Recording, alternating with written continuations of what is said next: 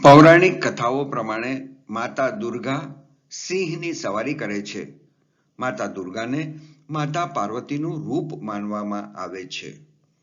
માતા પાર્વતીએ ભગવાન ભોલેનાથને પતિના રૂપમાં પ્રાપ્ત કરવા માટે હજારો વર્ષો સુધી કઠોર તપસ્યા કરી હતી. એવી માન્યતા છે કે તપના તેજથી માતાનો રંગ શ્યામ થઈ ગયો હતો. આ કઠોર તપ બાદ માતા પાર્વતી અને ભગવાન શિવના લગ્ન થયા હતા અને બંનેને 2 પુત્ર થયા, જેમના નામ ભગવાન કાર્તિકેય અને ભગવાન ગણેશ છે. એવું માનવામાં આવે છે કે ભગવાન શિવે મજાકમાં માતાજીને કાલી કહી દીધું.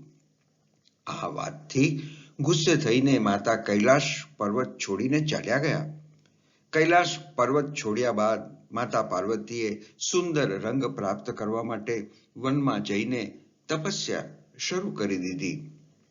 તપસ્યા દરમિયાન એક ભૂખ્યો સિંહ શિકારની શોધમાં માતા પાસે પહોંચી ગયો. સિંહે માતા પાર્વતીને પોતાનો આહાર બનાવવાનું નક્કી કરી લીધું. જ્યારે સિંહે જોયું કે માતા પાર્વતી તપસ્યામાં લીન છે તો એ એમની સામે બેસી ગયો.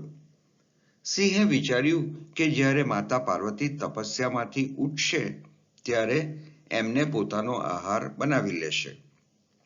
માતાના તપને જોતા સિંહ ચૂપચાપ બેસીને દેવીના ઉઠવાની રાહ જોવા લાગ્યો.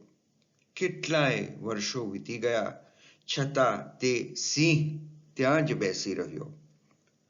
સમય વીતતો ગયો, પરંતુ માતા તપસ્યામાંથી ઉઠે તેવા અણસાર ન દેખાયા. ત્યારે ભગવાન ભોલેનાથ માતા પાર્વતીથી પ્રસન્ન થયા અને માતા પાર્વતીને સુંદર રૂપનું ગોરા થવાનું વરદાન આપીને ચાલ્યા ગયા. એના પછી માતા પાર્વતીની તપસ્યા પૂરી થઈ. જ્યારે માતા પાર્વતીને ભગવાન શિવના વરદાન વિશે ખબર પડી તો એમણે ગંગામાં સ્નાન કર્યું. સ્નાન કર્યા પછી માતા પાર્વતીનો રંગ અચાનક ગોરો થઈ ગયો.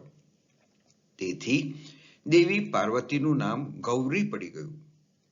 માતા પાર્વતીને લોકો મહાગૌરીના નામથી પણ ઓળખે છે. જ્યારે સ્નાન કરીને પાછા આવ્યા તો તેમણે જોયું કે નદીની પાસે એક સિંહ ઊભો હતો. તેમને એ વાતની જાણ હતી કે એ સિંહ એમને પોતાનું ભોજન બનાવવા માટે આવ્યો હતો. પરંતુ જ્યારે માતા પાર્વતી તપસ્યામાં લીન હતા ત્યારે એમની સામે બેઠો રહ્યો હતો.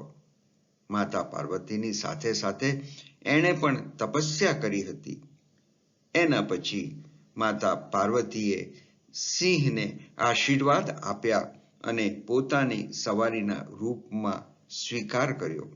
આ રીતે માતા દુર્ગાનું વાહન સિંહ બન્યો. સિંહને શક્તિ અને સામર્થ્યનું પ્રતીક માનવામાં આવે છે. મા દુર્ગાનો સ્વભાવ પણ એવો જ છે. ધન્યવાદ.